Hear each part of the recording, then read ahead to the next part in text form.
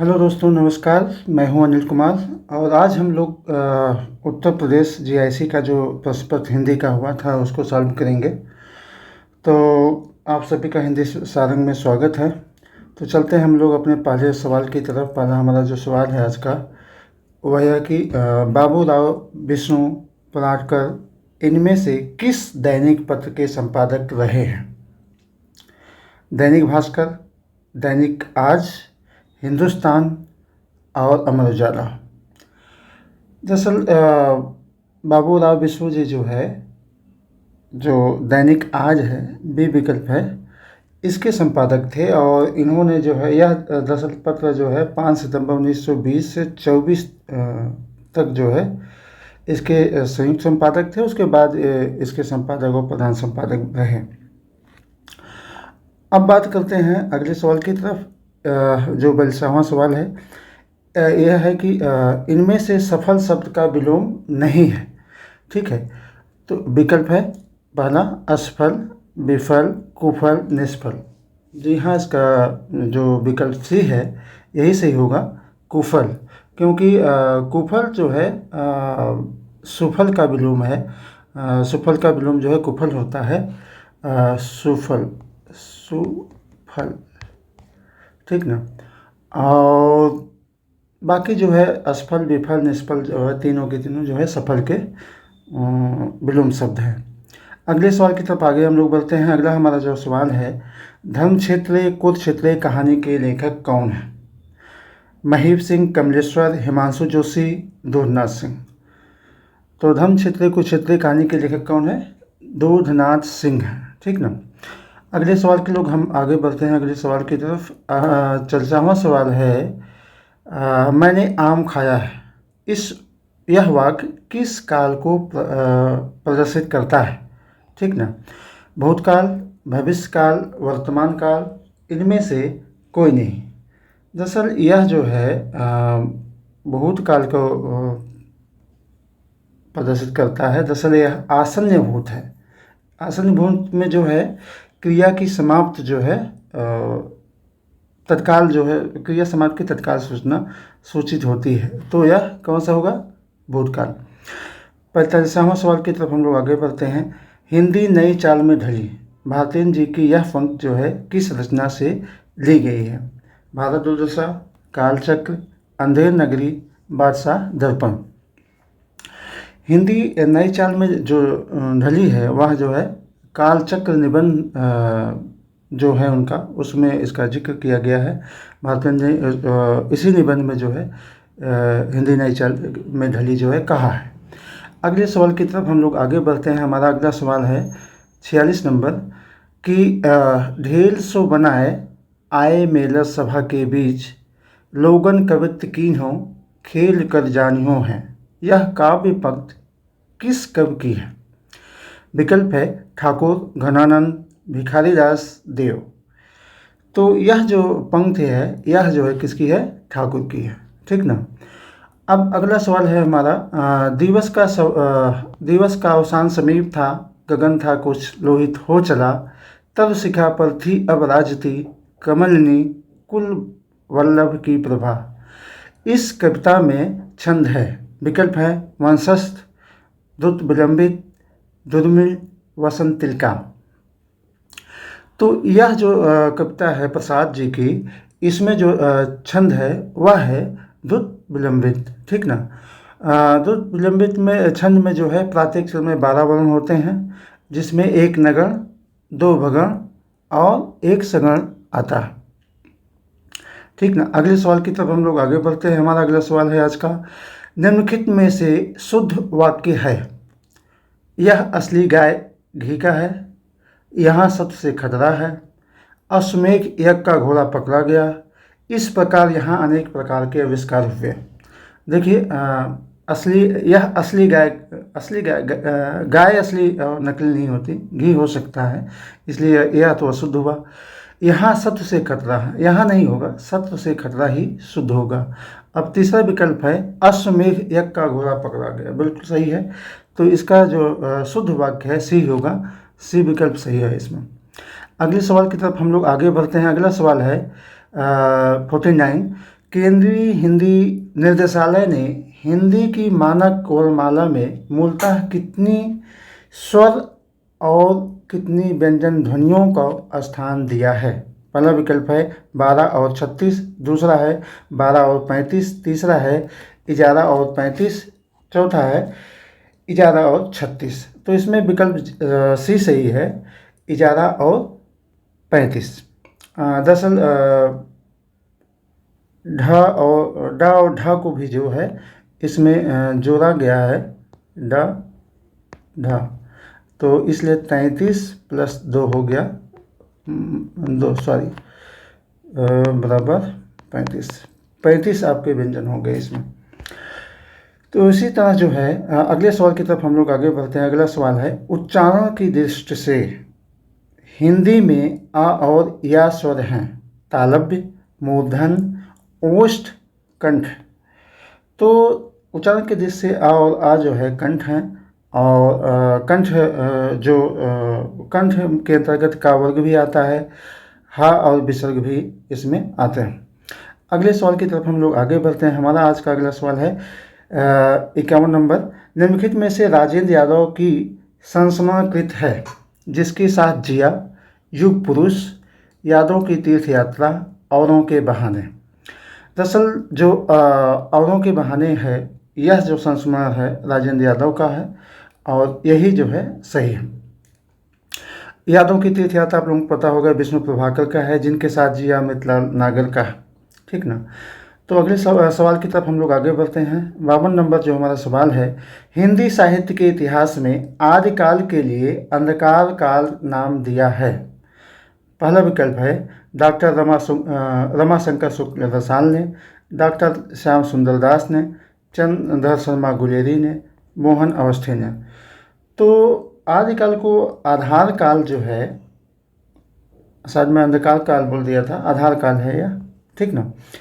तो डॉक्टर मोहन अवस्थी ने जो है इसको आधार काल कहा है, आदिकाल को, ठीक ना। अब हम लोग 53 नंबर पर चलते हैं। 53 नंबर का सवाल है, राम काव्य धारा से संबंधित कृत राम ध्यान मंजरी इनमें से किसकी है? कहने का मतलब है कि राम ध्यान मंजरी के लेखक कौन है? पहला विकल्प है प्राणचंद्र चौहान, अग्रदास, हृदय राम, प्रियदास, ठीक ना। तो अब ये जो हमारी रास ध्यान मंजरी रचना है, इसके लेखक जो है अग्रदास हैं। कौन है? बी सही हुआ, अग्रदास। अगले सवाल की तरफ हम लोग आगे बढ़ते हैं। हमारा अगला सवाल है, सार सुधानिधि पत्र के संपादक थे। पहला विकल्प है पंडित सदानंद मिश्र, बख्तावर सिंह, दुर्गा प्रसाद मिश्र, रामदास सिंह। तो इन चारों विकल्पों में जो है पंडित सदानंद मिश्र जो हैं, विकल्प ए, यही जो है सार सुधानिधि के संपादक थे। और सहायक संपादकों की बात करें तो ये इनके साथ जो है दुर्गा प्रसाद थे, गोविंद नारायण थे, शंभुनाथ थे, ठीक ना। तो बाकी लोग जो है ये तीनों सहायक थे और जो मुख्य प्रधान संपादक होते हैं वे सदानंद मिश्रा थे। अतः विकल्प हमारा ए सही हुआ। अगले सवाल की तरफ हम लोग आगे बढ़ते हैं। अगला सवाल है 55 नंबर की, शब्दार्थों ते शरीरं रसः आत्मा, यह कथन इनमें से किसका है? भरतमुनि, राजशेखर, विश्वनाथ, भामा।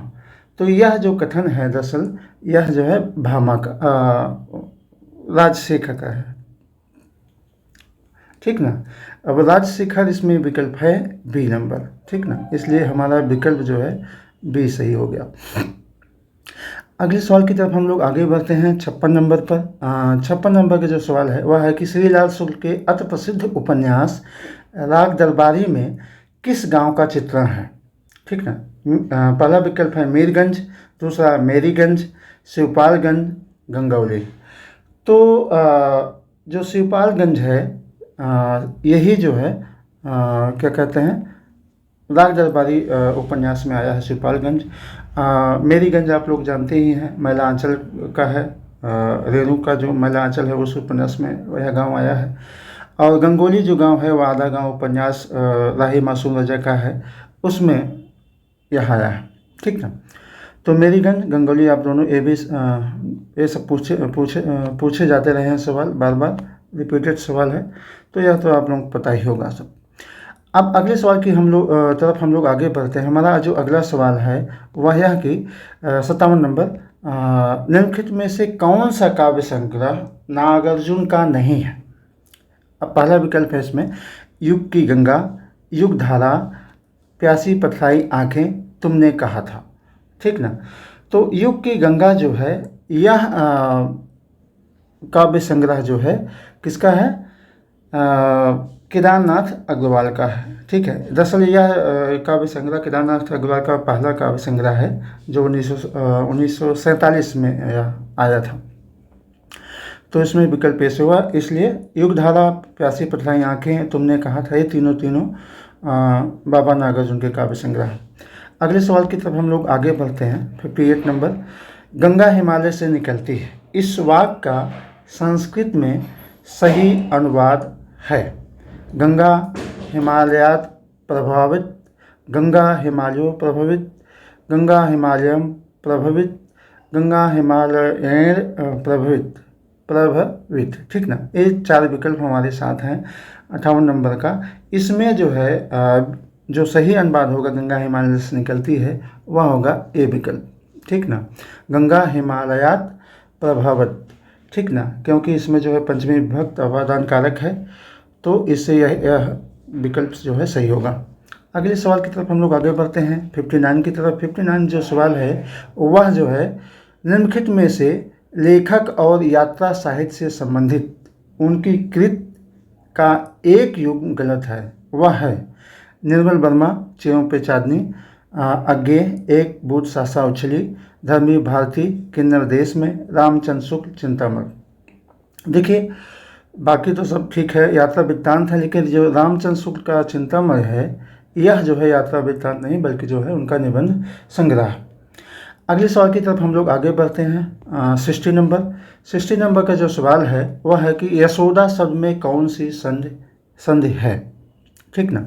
विसर्ग संधि, गुण संधि, यण संधि, व्यंजन संधि। यशोदा जो शब्द है इसमें जो है विसर्ग संधि है। यशोदा का जो संधि विच्छेद होगा यशा दा।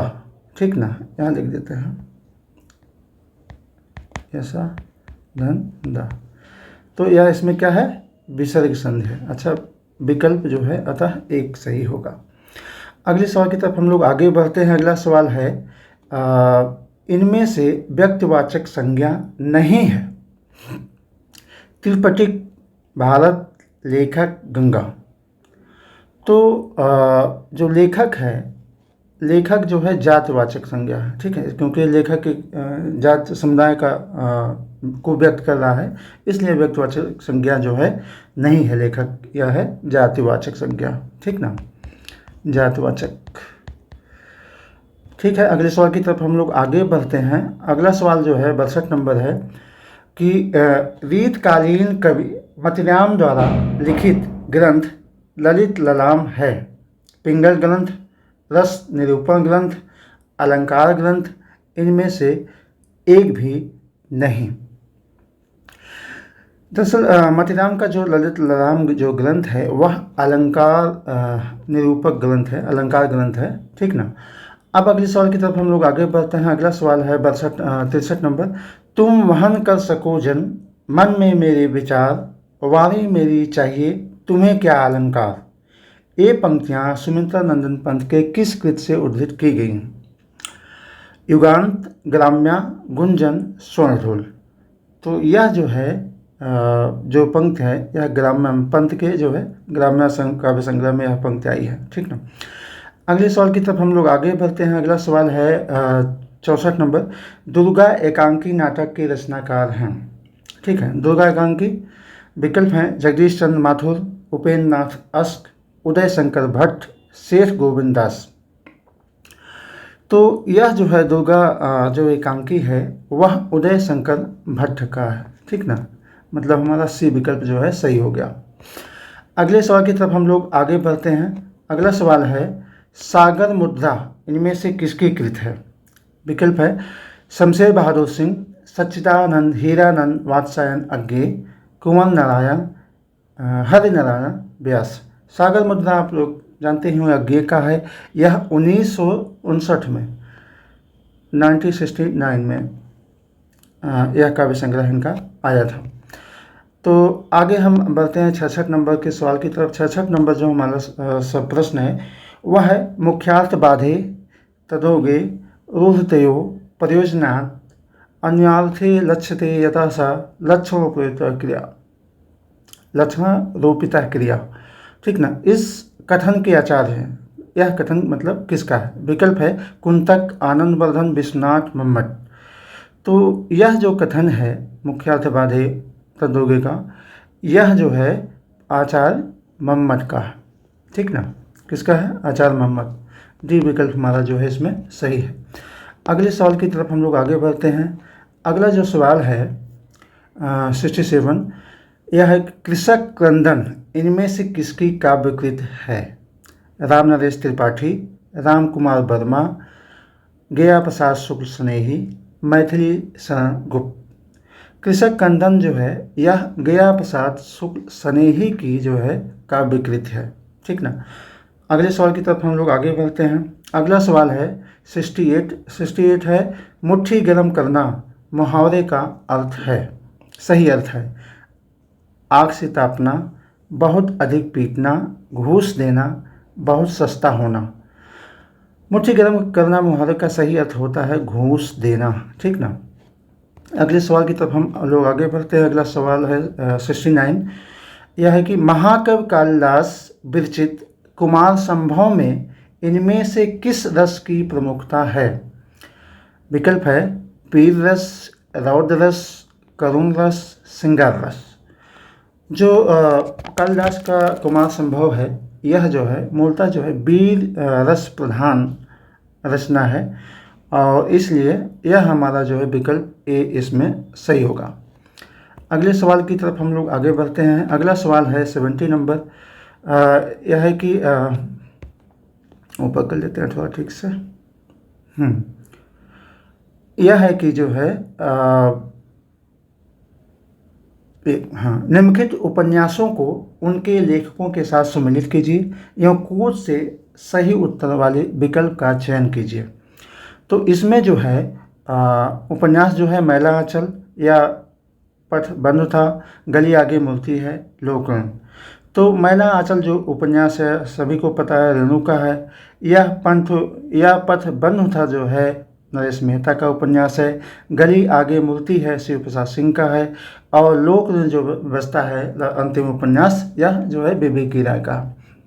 तो सभी सम्मिलित है, इस हिसाब से जो है विकल्प बी जो है आपका यहाँ सही हो जाएगा। अगले प्रश्न की तरफ हम लोग आगे बढ़ते हैं। अगला प्रश्न जो हमारा है कि निम्नलिखित दो कथनों में एक स्थापना ए है तथा दूसरा तर्क आर है। ठीक ना। कोड में दिए गए विकल्पों में से सही विकल्प का चयन कीजिए। स्थापना जो है ए वह है कि भारत का नाट्य शास्त्र विविध ललित कलाओं का एकत्र सम्मेलन है। और तर्क दिया गया है इसके क्योंकि यह ग्रंथ भाषा शास्त्र, अलंकार शास्त्र और तथा नाट्य शास्त्र कई दृष्टियों से महत्वपूर्ण है। दरअसल इसमें जो विकल्प हैं ए सही या आर गलत, या ए गलत है आर सही है, दोनों सही हैं दोनों गलत हैं। तो इसमें जो विकल्प होगा उत्तर वह दरअसल दोनों गलत होंगे हमारे हिसाब से, क्योंकि जो है नाट्यशास्त्र में ललित कलाएं उस रूप में नहीं आई हैं। जिक्र है लेकिन उस रूप में नहीं आया कि उसे ललित कला का एकत्र संग्रह कहा जाए।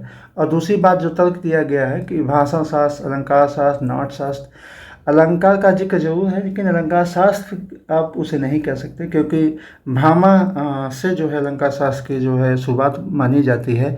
इसलिए जो है यहाँ पर कथन और स्थापना और तर्क जो है दोनों जो है गलत माने जाएंगे। विकल्प डी सही होगा। देखिए अब आयोग क्या मानता है, हमारे हिसाब से यही इसका उत्तर होगा। अगला सवाल की तरफ आगे हम लोग चलते हैं। अगला सवाल 72 नंबर है। यह है कि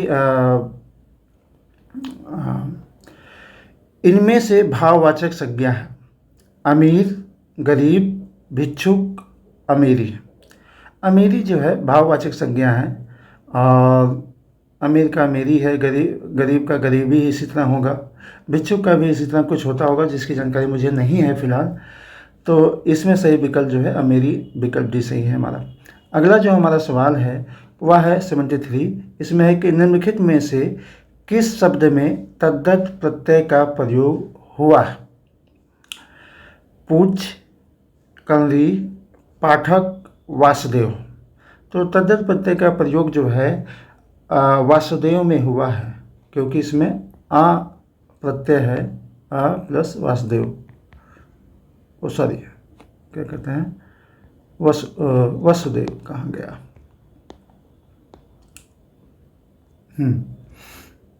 वसुदेव और अप्रत्यय है, ठीक ना, इन दोनों से मिलकर जो है वासुदेव शब्द आपका बनता है। इसमें विकल्प जो है डी सही है। अगला सवाल है 74 नंबर।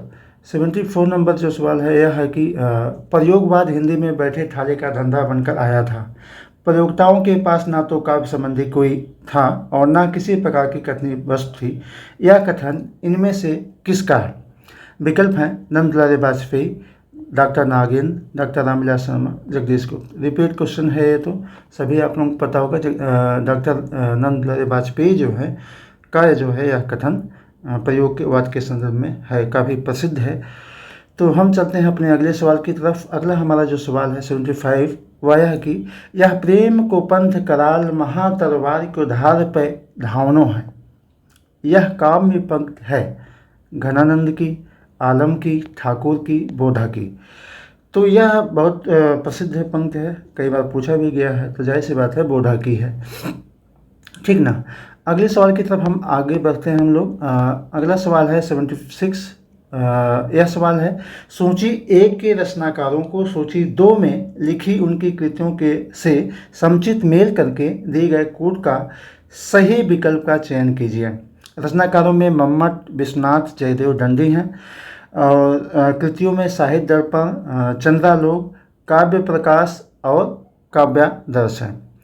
तो मम्मट का जो है आप लोग जानते हैं काव्य प्रकाश है, विश्वनाथ का जो है साहित्य दर्पण है, जयदेव का चंद्रालोक है, दंडी का काव्यादर्श है। इस आधार से हम मिलाएंगे तो जो है विकल्प हमारा यहाँ पर सी से ही हो जाएगा।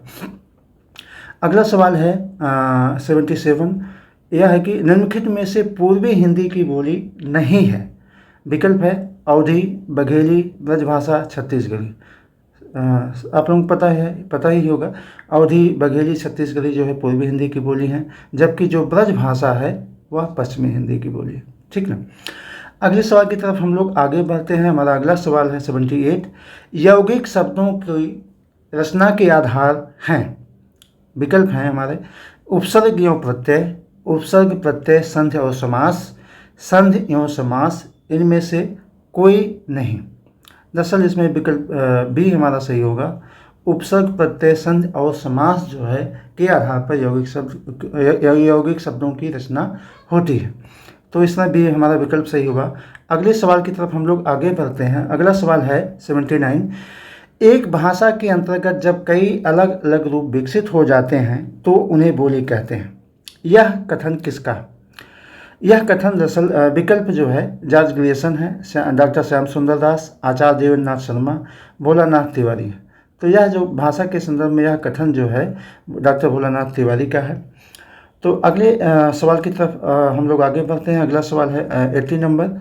यह है कि विशाल भारत पत्र कहाँ से प्रकाशित हुआ था?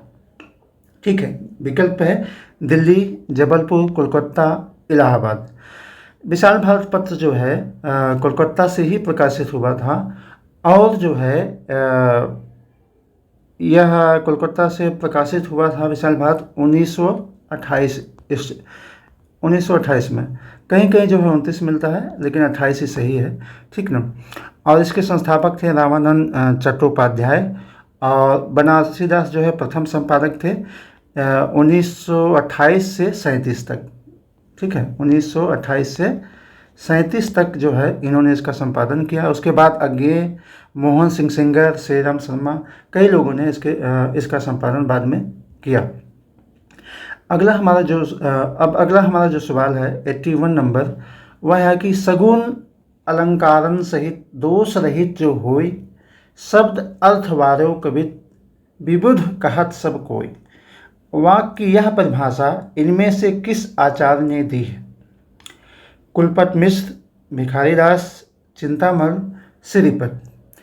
तो यह जो काव्य की परिभाषा है यह चिंतामण के द्वारा दी गई है। चिंतामण ही इसका उत्तर होगा। सी जो विकल्प है यही सही है इसमें। अगला हमारा जो सवाल है वह है 82 नंबर 82। यह है कि निम्नलिखित शब्द रूपों और उनकी विभक्तियों को सुमेलित कर दिए गए कूट से सही विकल्प का चयन कीजिए। शब्द रूप है आत्मान, सर्वस्मय, युष्मत्, अस्माभ। ठीक ना। विभक्त है चतुर्थी एकवचन, पंचमी बहुवचन, सप्तमी एकवचन, तृतीया बहुवचन। आत्मन जो है वह सप्तमी एकवचन होगा। सर्वस्मय जो है चतुर्थी एकवचन होगा। युष्मत् जो है पंचमी जो है एकवचन बहुवचन होगा। अस्माभि जो है वह जो है तृतीया बहुवचन होगा। इस आधार पर जो है हमारा विकल्प 20 जो है सही हो जाएगा।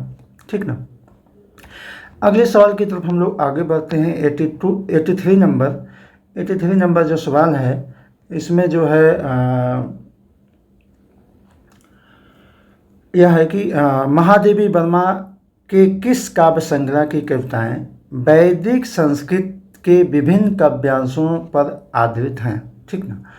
तो विकल्प है सप्तपर्णा, दीपशिखा, नीरजा, सांध्रगीत। तो महादेवी के जो काव्य संग्रह आपका है सप्तपर्णा जो है विकल्प ए जो इसमें है। सप्तपर्णा जो है यह वैदिक संस्कृत के विभिन्न काव्यांशों पर आधारित है। अगले सवाल की तरफ हम लोग आगे बढ़ते हैं। अगला जो सवाल है वह यह है 84 नंबर। यह है कि गोरख जगाओ जोग, भगत भगाए लोग, यह काव्य पंक्ति इनमें से किस कृत में है? तो बहुत चर्चित है, कई बार पूछा गया है, ये भी रिपीट है। विकल्प है बीजक, गोरखवाणी, कवितावली, नाथवाणी। तो गोरख जगाओ जोग, भगत भगाओ लोग जो है कवितावली में है, जिसके लेखक जो है आप लोग जानते हैं तुलसीदास जी हैं।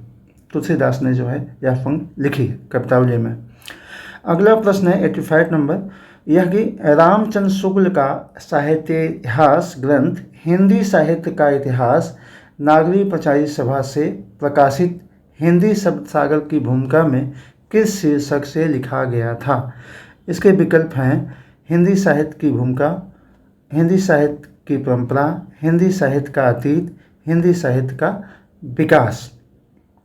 तो रामचंद्र शुक्ल का जो हिंदी साहित्य का इतिहास है नागरी प्रचारी सभा में जो है हिंदी साहित्य का विकास नाम से लिखा गया था उसमें। ठीक ना। इसलिए जो है इसमें विकल्प हमारा जो है डी सही होगा। अगले सवाल की तरफ हम लोग आगे बढ़ते हैं। अगला सवाल है 86 नंबर। इनमें से संस्कृत भाषा की दृष्टि से कौन सा शब्द समूह शुद्ध है? विकल्प है विद्युत, परिषद, विद्वान, पृथक। दूसरा विद्युत, परिषद, विद्वान, पृथक, मतलब इसमें हलंत लगा है विद्वान और पृथक में। ठीक ना। तीसरा जो विकल्प है उसमें विद्युत, परिषद, विद्वान तीनों में हलंत है, न ता द और न पर, पृथक पे नहीं है। चौथा विकल्प है विद्युत, परिषद, विद्वान, पृथक तीनों के अंतिम चारों के अंतिम वर्णों में जो है अंतिम और हलंत है, इसलिए जो है यही विकल्प जो है सब समूह जो है शुद्ध है। ठीक है, संस्कृत भाषा के दृष्टि से। अगले सवाल की तरफ हम लोग आगे बढ़ते हैं। अगला सवाल है पंडित का पर्यायवाची शब्द नहीं है। ठीक है, कोविद, दामिनी, बुद्ध, प्रज्ञा। तो दामिनी जो है जो हमारा विकल्प बी है यह जो है किसका पर्यायवाची है? दामिनी बिजली का पर्यायवाची है। ठीक ना, बिजली का पर्यायवाची दामिनी है, इसलिए इसमें विकल्प जो है बी शब्द जो है सही होगा, क्योंकि यह पंडित का पर्यायवाची नहीं है। अगला जो हमारा सवाल है वह यह है कि 88 नंबर कि निम्नलिखित में से उपन्यास और उसमें वर्णित समस्या का एक युग्म सुमेलित नहीं है। ठीक ना, और वह जो सुमेलित नहीं है क्या?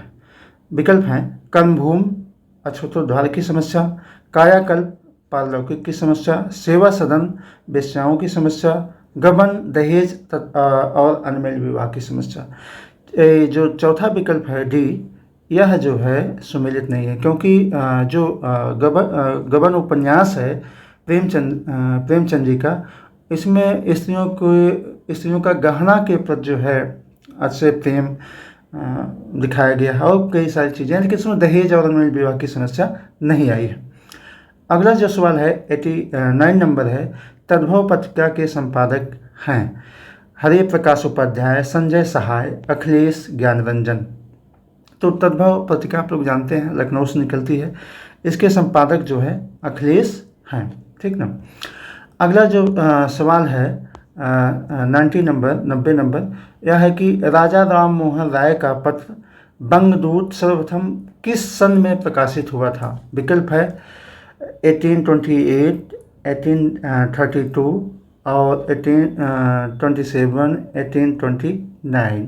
ये 4 विकल्प हमारे यहाँ पर दिए गए हैं। इसमें जो है चौथा जो विकल्प है वही सही है, 1829 में ही जो है बंगदूत सर्वप्रथम जो है प्रकाशित हुआ था राजा राम मोहन राय के द्वारा।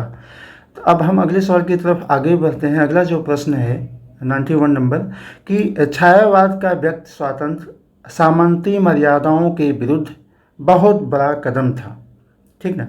छायावाद संबंधी यह अभिमत कथन इनमें से किस आलोचक का है? विकल्प है आचार्य रामचंद्र शुक्ल, डॉक्टर नंद दुलारी वाजपेयी, डॉक्टर नामोल सिंह, डॉक्टर नागेंद्र। यह जो कथन है डॉक्टर नामोल सिंह जी का है। ऐसा विकल्प जो है हमारा इसमें सी सही होगा, क्योंकि उन्होंने आधुनिक साहित्य की प्रवृत्तियाँ जो उनकी पुस्तक है उसी में यह कथन उन्होंने कहा है।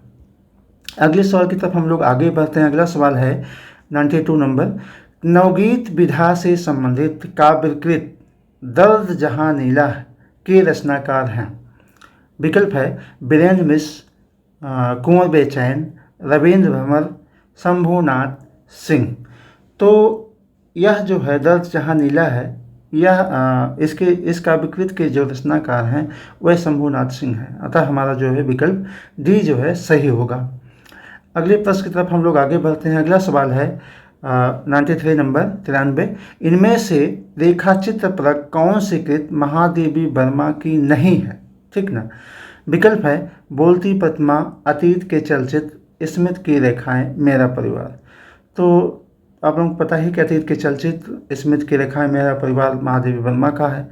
बोलती प्रतिमा जो पहला विकल्प है यह महादेवी वर्मा का रेखा चित्र जो है नहीं है। दरअसल यह जो है श्री राम शर्मा का है। किसका है? श्री राम शर्मा का। अगले सवाल की तरफ हम लोग आगे बढ़ते हैं। 94 नंबर है यह कि अमी हलाहल मद भरे सेत श्याम रत्नार, जियत मरत झुक झुक परत, जह चितवत एक बार। कब रसलीन द्वारा रचित यह दोहा उनकी किस कृत में संग्रहित है? विकल्प है रस प्रबोध, अंग दर्पण, रस प्रबोध और अंग दर्पण दोनों में, इनमें से कोई नहीं। दरअसल यह जो पंक्ति है काफ़ी फेमस पंक्ति है। यह जो है रसलीन की अंग दर्पण जो उनका संग्रह है, काव्य है, उसमें जो है संग्रहित है। ठीक ना। अतः विकल्प भी सही है। दरअसल इसको या इसलिए भी फेमस है क्योंकि अधिकतर लोग इसको समझ लेते हैं कि जो है या रसलीन का ना होकर जो है बिहारी का दोहा। ठीक ना। अगला जो हमारा सवाल है 95 नंबर वह है कि मूलन ही की जहाँ अधोगत केशव गाई, होम हुतासन धूम नगर एकै मल नाई। इन काव्य पंक्तियों में अलंकार कौन सा है यह बताना था। विकल्प है परिसंख्या, असंगत, प्रतीप, विभावना।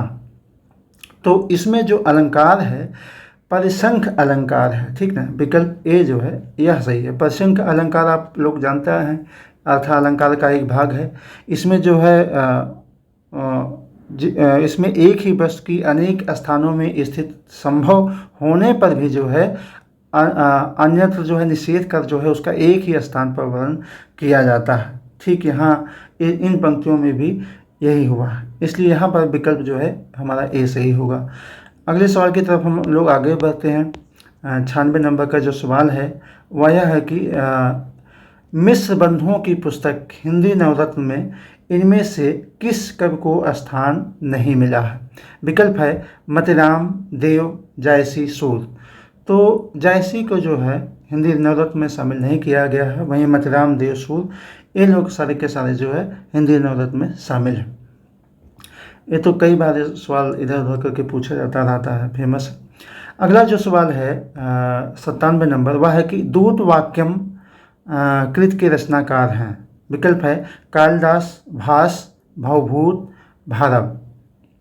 तो दूत वाक्यम बहुत फेमस है, भास की रचना है, ठीक ना, संस्कृत साहित्य से पूछा गया है यह प्रश्न। अगले सवाल की तरफ हम लोग आगे बढ़ते हैं। अगला हमारा जो सवाल है 98 नंबर है, 98 नंबर, वह है कि निम्नलिखित में से किस शब्द में उपसर्ग नहीं लगा? ठीक ना। विकल्प है नपुंसक, समालोचक, अतिशय, दर्शन। तो दर्शन जो विकल्प है, दर्शन में जो है उपसर्ग नहीं लगा है, बाकी समालोचना, नपुंसक, अतिशय सारे में उपसर्गों का प्रयोग, सारे शब्दों में उपसर्गों का प्रयोग हुआ है। अगला हमारा जो सवाल है वह है 99 नंबर, यह कि विकलांग श्रद्धा का दौर इनमें से किस विधा की रचना है? विकल्प है रिपोर्टाज, व्यंग, कहानी, डायरी। विकलांग श्रद्धा का दौर आप लोग जानते हैं, हरिशंकर परसाई का महत्वपूर्ण व्यंग है, इसलिए जो है विकल्प इसमें बी सही होगा। ठीक ना। अगले सवाल की तरफ हम लोग आगे बढ़ते हैं। अगला सवाल है 100 नंबर का, 100 नंबर वाला सवाल। इसमें है कि इनमें से महाकवि कालिदास के जीवन पर आधारित मोहन राकेश की नाटकृत है। विकल्प है लहरों के राजहंस, आषाढ़ का एक दिन, आधे अधूरे, इनमें से कोई नहीं। तो बहुत फेमस है आषाढ़ का एक दिन, मोहन राकेश का जो नाटक है कालिदास के ही जीवन पर आधारित है, सभी लोगों का सही होगा ही। अगले सवाल की तरफ हम लोग आगे बढ़ते हैं। अगला सवाल है 101 नंबर का, नंबर वाला, यह कि पश्चिमी हिंदी की उत्पत्ति इनमें से किस अपभ्रंश से हुई है? विकल्प है सौरसेनी, पैचासी, मागधी, अर्धमागधी। तो पश्चिमी हिंदी फेमस है, आप लोग सभी को सही होगा, ये सौरसेनी अपभ्रंश से इसकी उत्पत्ति हुई है। अगले सवाल की तरफ हम लोग आगे बढ़ते हैं। 102 नंबर, 102 नंबर है पाधात लट लकार उत्तम पुरुष बहुवचन का रूप है। पिबंत, पिबथ, पिबथः, पिबामह। ठीक है, ये 4 विकल्प हैं हमारे पास, और इसमें जो है विकल्प जो डी है यही पा धातु का लट लकार उत्तम पुरुष बहुवचन रूप होगा। ठीक ना। अगला जो सवाल है हमारा वह है 103 नंबर, यह कि जीवनी साहित्य से संबंधित कृत आवारा मसीहा इनमें से किस रचनाकार के जीवन पर आधारित है? कई बार सवाल रिपीट हुआ है। विकल्प है निराला, राहुल साकृत्यायन, शरद चंद्र चटर्जी, बंकिम चंद्र। तो आप लोगों को सबको ही पता है कि यह इसका विकल्प जो है सी सही होगा, क्योंकि आवारा मसीहा जो है जीवनी जो है शरद चंद्र चटर्जी के जीवन पर आधारित है। अगले सवाल की तरफ हम लोग आगे बढ़ते हैं। 104 नंबर, यह कि भरत के रससूत्र में निहित संयोग का अर्थ भोज भोजक भाव तथा निष्पत्ति का अर्थ भुक्तवाद भुक्ति आस्वाद की स्थापना किस व्याख्याकार ने की थी? 4 व्याख्याकार थे, चारों का नाम है भट्टलोलट, श्री शंकुक, अभिनवगुप्त, भट्टनायक। तो जो भट्ट के रससूत्र है उसका संयोग का अर्थ भोज भोजक भाव और निष्पत्ति का अर्थ जो है भुक्ति जो है, यह जो है भट्टनायक ने जो है किया था इसके व्याख्या। ठीक ना। तो भुक्तवाद इनका आप लोग जानते हैं, भुक्तवाद है और सांख्य दर्शन है भट्टनायक जी का। अगला जो हमारा सवाल है वह यह है कि दलित विमर्श से संबंधित निम्नलिखित कृतियों को उनके रचनाकारों के साथ सुमेलित कर सही उत्तर का चयन कीजिए। तो कृतियां हैं संतप्त, मरकणिका और जूठन, अपने अपने पिंजरे। रचनाकार है मोहनदास नैमिषारय, ओम प्रकाश वाल्मीकि, तुलसीराम, सूरजपाल चौहान। तो इसमें जो संतप्त है वह सूरजपाल चौहान का है, और मरकर क्या है तुलसीराम का है। मरकर का इनका तुलसीराम का दूसरा भाग है आत्मकथा का। जूठन जो है ओम प्रकाश वाल्मीकि का है, काफ़ी फेमस है। अपने अपने पिंजरे मोहनदास नैमिषारय का। इस आधार पर जो है हमारा यहाँ पर विकल्प बी से जो है सही हो जाएगा। अगले सवाल की तरफ हम लोग आगे बढ़ते हैं। अगला सवाल जो है वह यह है कि कह ना जाए का कहिए आत्मकथा के लेखक हैं। कन्हैयालाल मिश्र प्रभाकर, रामविलास शर्मा, भगवती चरण वर्मा, विष्णु प्रभाकर। तो कह ना जाए का कहिए का जो आत्मकथा है उसके लेखक जो है भगवती चरण वर्मा, ठीक ना, इनकी आत्मकथा। अगले सवाल की तरफ हम लोग आगे बढ़ते हैं 107 नंबर पर। 107 नंबर से प्रश्न है कि काव्येश नाटका रम्या, यह कथन इनमें से किस कृत के संदर्भ में है, ठीक ना। अभ्यासाकुंतलम, मालविकाग्निमित्रम, विक्रमोर्वशीयम, ऋतुसंहार। तो यह जो काव्येश नाटका रम्या कथन है यह मूलतः जो है अभिज्ञान शाकुंतलम के संदर्भ में कहा गया, ठीक ना, इसलिए हमारा यहाँ पर ए विकल्प सही होगा। अगले सवाल की तरफ बढ़ते हम लोग 108 नंबर पर। डॉक्टर हजारी प्रसाद द्विवेदी के किस उपन्यास को रैक आख्यान भी कहा जाता है? पुनर्वा, अनाम दास का पोथा, चारचंद लेख, बाणभट्ट की आत्मकथा। तो द्विवेदी जी का जो उपन्यास है अनाम दास का पोथा बी नंबर, इसको जो है रेख आख्यान भी कहा जाता है, इसलिए जो है इसमें बी विकल्प सही होगा। अगला जो प्रश्न है वह यह है कि निम्नलिखित में से सामासिक शब्द और समास के नाम का एक युग्म गलत है, और वह गलत युग्म क्या है? विकल्प है उपकृष्णम तत्पुरुष, महादेव कर्मधारय, पुष्प धन्वा बहुब्री, सुकबकम द्वंद्व। तो इसमें जो है सुकबकम जो है यह द्वंद्व जो है दिया गया है, यह विकल्प जो है हमारा यहाँ पर सही होगा। यह युग्म जो है सुकबकम गलत है, द्वंद्व यहाँ पर नहीं है, अन्य सारे के सारे विकल्प जो हैं सही हैं। अगले प्रश्न की तरफ हम लोग आगे बढ़ते हैं। अगला प्रश्न है 110 नंबर, यह कि मदनाष्टक इनमें से किसकी रचना है? नंददास का, कंग का, ध्रुवदास का, रहीमदास का। मदनाष्टक जो रचना है वह किसका है? रहीमदास का, ठीक ना, अतः जो है विकल्प डी सही होगा इसमें। अगला प्रश्न है 111 नंबर कि आयोग के पास अच्छी वस्तु, ठीक ना, ये एक सेंटेंस है, इनमें से किस लोकोक्त के लिए सटीक अर्थ है? विकल्प है छठी का दूध याद आना, जिसकी लाठी उसकी भैंस, चौबे गए छब्बे होने, दुबे बनकर आए, छछुंदर के सिर में चमेली का तेल। तो इसमें जो है छछुंदर के सिर में चमेली का तेल जो लोकोक्त है यही जो है इस का इसी का लोकोक्त का अर्थ होगा अयोग के पास अच्छी वस्तु का होना, ठीक ना। अगले सवाल की तरफ हम लोग आगे बढ़ते हैं। अगला सवाल 112 नंबर है कि प्रत्यक्ता शब्द इनमें से किस वाक्यांश के लिए प्रयुक्त होता है? विकल्प है जिस स्त्री के पुत्र पति हों, या वह स्त्री जिसका पति मर गया हो, या वह स्त्री जो पति के द्वारा छोड़ दी गई हो, या वह स्त्री जो पर पुरुष से प्रेम करती हो। तो प्रत्यक्ता जो है उस स्त्री के लिए प्रयोग किया जाता है जिसका पति जो है उसे छोड़ दिया हो। तो इस आधार पर विकल्प जो है सी सही होगा। अगला सवाल 113 नंबर हम लोग देखते हैं, वह है कि वे धर्म में विशिष्टाद्वैतवादी, विचारों में गांधीवादी, साहित्य में अभिधावादी है। यह कथन मैथिली शरण गुप्त के संदर्भ विषय में किसने कहा है? विकल्प है गणपत चंद्र गुप्त, doctor Hazari Prasad Dwivedi, doctor Bachchan Singh, doctor Ramchandra Shukla. Doctor Ramchandra Shukla भी लगा दिया।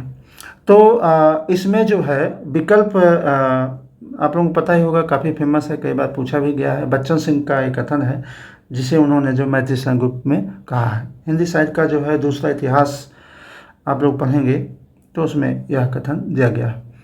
अगला जो प्रश्न है 114 नंबर वह है कि अन्वयः शब्द का संधि विच्छेद होगा।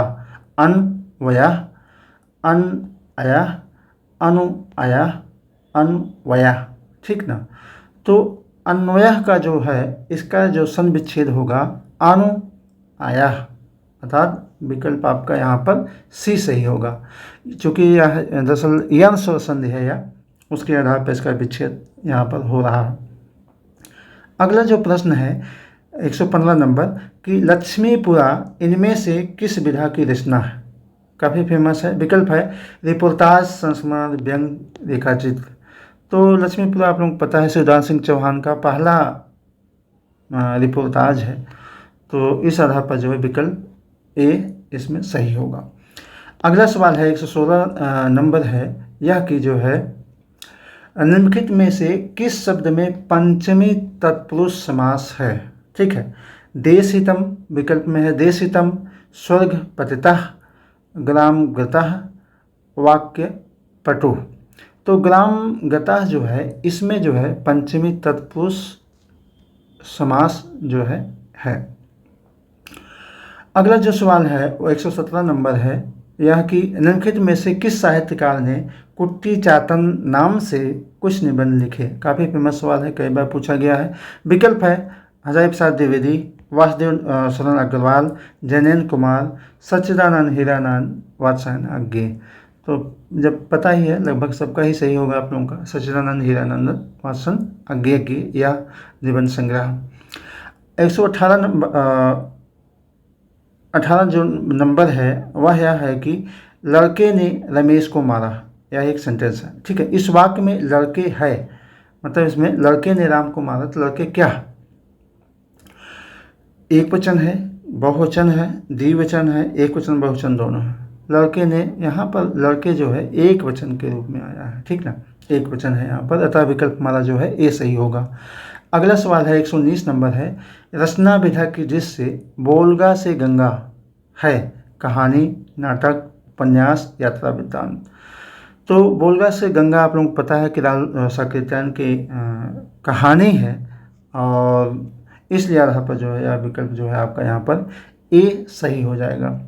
अगले प्रश्न की तरफ हम लोग आगे बढ़ते हैं। जो लास्ट सवाल है 120 नंबर यह कि आचार शब्द इनमें से किस भाषा से आया है। विकल्प है अंग्रेजी, पुर्तगाली, फ्रेंच, डच। तो अचार जो शब्द है मूलतः पुर्तगाली भाषा का है, ठीक ना, पुर्तगाली भाषा का शब्द है अचार। तो यही था ये आज का सवाल। हो सकते हैं कि 2 सवाल इधर उधर हुए हों, ज़्यादा संभावना है कि सही होंगे। फिर भी किसी पर विवाद हो तो आप लोग कमेंट करके बताएं, उस पर हम लोग विचार करेंगे। धन्यवाद।